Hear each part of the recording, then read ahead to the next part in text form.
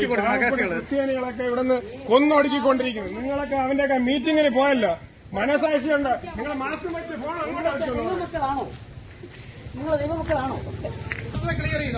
നിങ്ങൾക്കൊക്കെ നല്ല ഉളുപ്പുണ്ടല്ലോ. എന്തല്ലേ ഇത് യേശുക്രിസ്തുവിനെ ഒറ്റ കൊടുത്ത സാത്താന്മാര് പോണത് എന്നാ മണിപ്പൂരിൽ നമ്മൾ ആളുകളെല്ലാം അടികൊണ്ട് ക്ലിയർ ആയിക്കൊണ്ടിരിക്കും.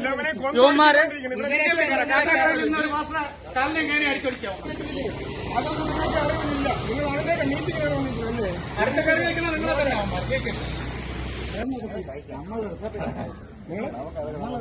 സാമാന്യ ബുദ്ധി ഉണ്ടാകും. ഇവന്മാര് പള്ളിയിൽ ഇത് കഴിഞ്ഞാൽ പള്ളിയിൽ പ്രസംഗിക്കാനാ പോണത്. ബിജെപിക്ക് വോട്ട് കൊടുക്കാന്ന് പറഞ്ഞിട്ട് നിങ്ങൾക്ക് മനസാക്ഷിയുണ്ടോ? മണിപ്പൂരിലാണ് ഇന്ന് കാട്ടാക്കടയിൽ ഒരുത്ത കാലിനെ കയറി അടിച്ചൊടിച്ചിട്ടില്ല. കാട്ടാക്കടയിൽ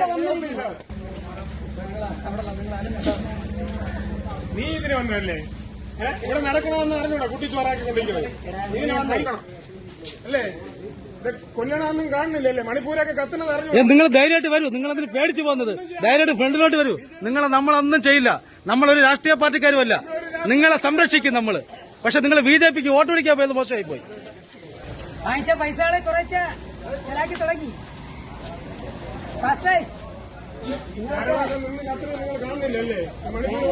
മണിപ്പൂർ കാണുന്നില്ല പാസ്റ്ററെ.